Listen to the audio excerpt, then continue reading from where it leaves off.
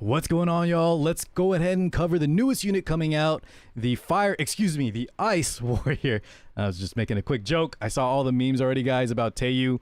The fact that he throws a tornado of fire on his spear, but he is an ice unit. I wonder why. Maybe because one of the strongest units released lately was fire, but who knows? Maybe he was always intended to be ice. I doubt it. But anyways, let's give my first impressions. Let's watch it together. I watched it a little bit on the live stream, but I always try to really want to break it down when I watch it together with you guys. Make sure if you didn't already, though, check out my other video talking about the stuff that was missing from the Awaken update. Extra stuff that I didn't cover on my other Awaken video, but there are big news like the collab rerun, guys. Yeah, so give it a look when you can. Without further ado, though, let's go ahead and check out Taeyou, the newest character being released in Epic 7. I believe he's coming out next week already, guys. Settled the moment you either next week or in 2 weeks, but I thought I saw on the live stream. Interruption. By the way, what do y'all think about his voice? Volume might be a little loud. If I was going to feel guilty, I wouldn't have even began. I think his voice is okay, not my favorite, but not bad. A child of darkness. Now look at this, guys. Now I got to turn it up a bit. Ever since he was taken, we have English narration now. YouTube. No longer it's in Korean. Because they have opposing goals. I believe this is GM Says. He made a comment on the YouTube video. He can be cold and will not hesitate to remove anyone. He can be. That's like most Epic 7 characters, right? They can be cold. Another successor of Sylvana, and is someone who can wield the 4-season swords. Yeah, guys, definitely an ice unit, right? Collecting the 4-season swords. All right, so we're going through his backstory. 4-season swords. Sitting animation, lobby animation, not bad. Pretty standard. Nothing crazy. All right, here we go. So 5-star Ice Elemental Warrior. His imprint, guys, is attack. Take note of his speed. I'll just let you guys know already. You're most likely going to want to build him fast and aggressive. Not really a bruiser, not tanky. You really want to make sure he's fast. He has some speed scaling stuff, and the way they also show him in the video, very squishy. You just want to emphasize the fact that he'll do damage. He might cut in here and there. You'll see why I say that. And he has a lot to his kit, including strips, self-cleanse, skill nullifiers, and hopefully a lot of damage. Now, quick spoiler alert, guys. I'm going to go through a few things. We're going to go through all the skills, but this is a unit that is going to be very important to see his skill multipliers. I know that's kind of a cop-out. Every YouTube video or every YouTuber that covers units says that, but I think this one more than ever because there's a part on his skill 1 that you guys need to watch. We'll watch it all together. Just get ready. It's going to be kind of crazy. Does high critical hit. So high crit and effectiveness. And can increase his attack through imprint. He will want a little effectiveness if you can get it. Otherwise, it won't be a priority. But the fact that he has strips and skill pushback means we might need some. Okay, skill 2, Azure Waves with the Open Ocean. By the way, this skill icon looks really cool. Reminds me of Kuroko. But after an enemy uses a non-attack skill, right? So think Selene Politis, dispels all debuffs from the caster. And it becomes Enraged for 3 turns. Enrage, I believe, undispellable and gives more damage. And grants skill nullifier once to the caster. Can be activated once every 4 turns, 3 turn after Molagora. So, yeah, the narrator, I believe, will just cover the same stuff. I'm pretty sure. Yeah. So overall, a very cool skill. It's going to affect units like Peira. It'll even affect units like Conquer Lilith on her skill 2.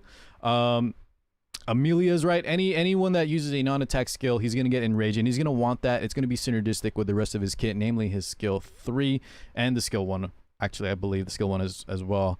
But he wants to get in that Enraged bonus, so you're going to want to bring him versus, you know, popular units like Peira, Silius, Amelia, anything like that, and it'll be good. He'll get started on his kit. However, guys, keep in mind, one of the downsides to Green Selene, who is, don't get me wrong, an insanely strong unit after her buffs, but at the higher levels of play, at least in real-time arena, you're going to have opponents that will play around it. Meaning, let's go ahead and jump to the animation. Hold that thought, boys. I'll finish my thought here in just a second. But here we go, right? So they want to show the skill 2. Pear does her skill 3, the buffs, the attack up plus the escort. And then he, of course, activates his... let's watch the animation real fast, guys. I missed it. When the skill is enhanced, okay, so he just, you know, he gets cleansed and then he gets the skill no fire plus enrage. What I was saying is, though, guys, some players will hold the Peira S3, kind of like if they were fighting a Green Selene, they'll just hold their skills if you have like the highest attack up exclusive equipment. Essentially, there's just ways players can play around it, and if you're stopping your opponent from using their skills, that's still a win. Just keep in mind, right, that if your opponent can play around it. They may negate you from using or getting that enrage, from getting that skill nullifier, and also potentially the artifact, which we'll look at here in a second. And then maybe they can just cut in with their next up unit with you not getting the enrage or whatever, or the skill nullifier, and, you know, interrupt your plan. So just be aware of it. Players can play around it. It's still great, and like I said, making your opponent not use their skill can also be sort of a win as well. But I expect some counterplay to go through in that. Skill 3. All right, so the skill 3, the Fire Tornado voice, that is apparently ice. We have attacks all enemies, dispelling 2 buffs, and increases skill cooldowns of the target with the highest attack by 1 turn twice. So think units like Kowarik, Fire Kowarik, Ice Kisei, and even Judge Kisei. They all have kind of skill pushback effects. There is no soul burn like Kowarik for ignore effect resist. That's why I said in the beginning, a little bit of effectiveness could be nice. It's not the worst thing to have. You don't want to prioritize it, but the fact that this is the highest attack unit, most players nowadays on DPS units won't be building too much ER unless it's a specialized unit. But keep in mind, if you saw any of my recent account reviews, the higher ranking players, a lot of them will build effect resist on just some of their DPS units, period. But overall, most of y'all should be safe, and you will get a skill pushback because most players won't have ER on their offensive units. So you'll also get a self-increase attack up for 2 turns, which is nice. And when you have enrage, which should happen off the skill 2, right? We just saw the enrage, the skill nullifier off the skill 2 when your opponent uses a non-attack skill will dispel all buffs instead of just 2 buffs, which I like this change, guys, or I like this effect because it doesn't mean that, let's say your opponent holds their skills like I mentioned, instead of dispelling all buffs, you still have all the effects, you just dispel 2 buffs instead, which is still really, really nice. So I'm glad it's not like a all or nothing kind of a skill, where if you don't, if you don't have that enrage, it's kind of bad. You get 2 less buffs to dispel, which is not a big deal at all. However, I do think Taeyou, if he's not getting his enrage, attacks all enemies, spelling 2 not going to be that effective. And increases skill. We'll see how it all pans out, though. Okay, so narrator going over the same thing. 1 turn twice. Let's see the animation, though, guys. Attack of the caster for 2 turns. All right, let's go. Skill 3, Fire Tornado. Caster is enraged, animation looks great, though. Into That's sick. He just throws it, spins around, throws out some flames. And yeah, damage looks pretty decent. All right, now guys, this is the one I wanted to mention about the multipliers. So take note. We're gonna go over the description real fast, but make sure y'all watch when we review the animation itself. And I want y'all to take note of the damage. Keep in mind these test scenarios aren't always accurate, right? Who knows? Sometimes they're kind of tailored to be specific. But it is interesting to watch the numbers. I'll talk about that here in just a second. So Full Moon Slash really reminds me. Any Lost Ark viewer, any of my YouTubers, YouTube viewers, Lost Ark players, really reminds me of the newly released Lancemaster or Glaver, even the same skill name. But attacks the enemy, the skill 1 with a spear, and increases combat readiness of the caster by 15%. Very, very good. Damage dealt increases proportional to the caster's speed. Most speed scaling stuff, guys, is not that amazing if you look at any other speed scaling units, but any extra is nice, and the fact that we're going to want to build them fast and with damage, hey, it's all good. When the caster is enraged, activates Tidal Crash. So yeah, his skill 2 is going to lead both the bonuses for skill 3 and skill 1, and unlike the skill 3 that just gets all debuffs instead of just 2 debuffs stripped, this one I believe is very important. So this is where his skill 1s, yeah, this thing seems crazy. So you really want to get him into enrage, and hopefully your opponent will press a non-attack skill. If they hold it, well, it is what it is. At least, you're holding their skills hostage, per se. So Tidal Crash. It also has damage proportional to caster speed. And let's check out the animation. You can soul burn it too, guys, for extra damage here. But we'll scroll ahead. The enemy with a spear attack. And let's see it. Tidal Crash. Okay, so take note of this, guys. I'm going to pause a few times. So, skill 1, 4,000 damage, right? We procced a dual attack, which I wish I didn't see because I wanted to see just his damage. But 4,000 on the initial hit, right? I mean, that's whatever. Not that great.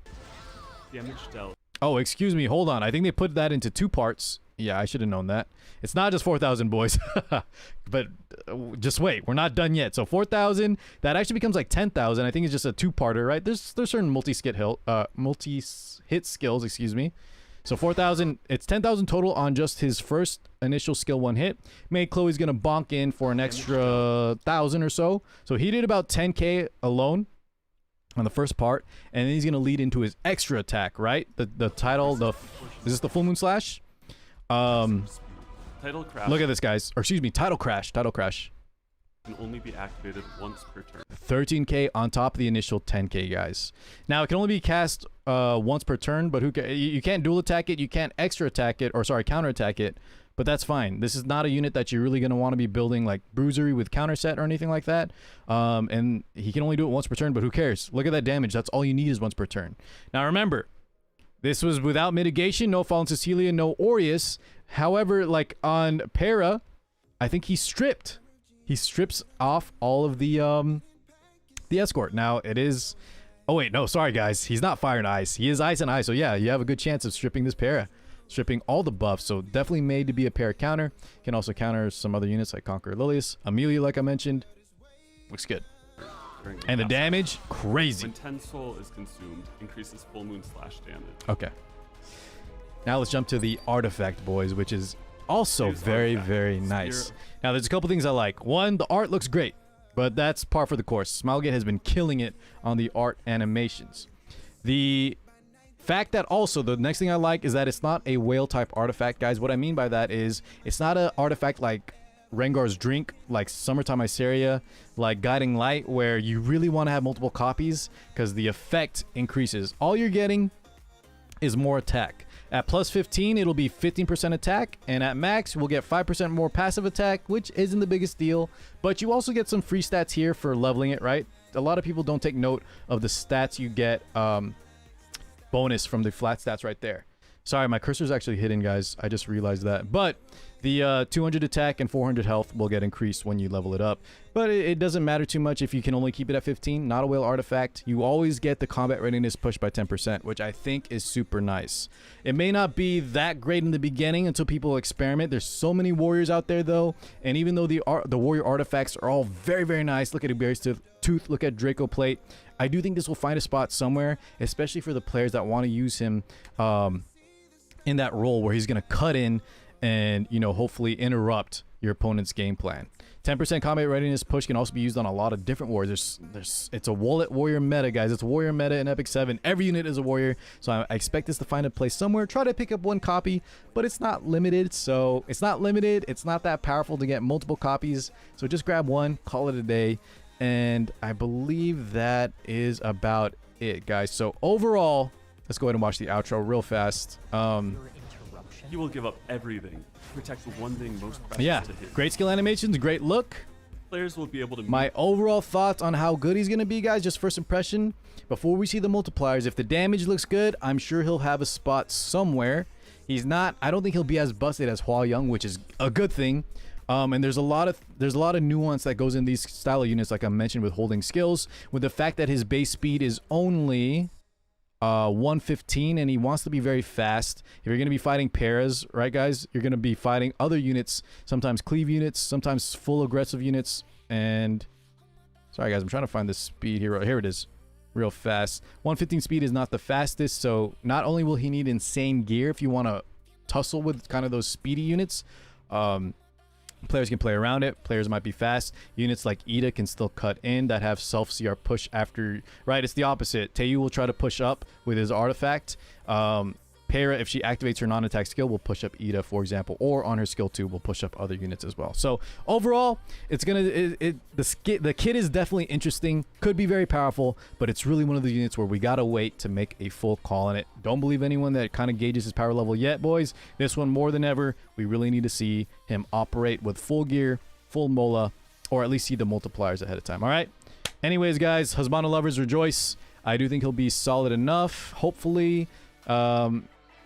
Yeah, I don't think he's going to be weak by any means, but we'll have to see how strong he'll be exactly. Thank you so much for watching, guys. We'll wrap it up there, and I'll catch you all in the next one. Peace out, everybody.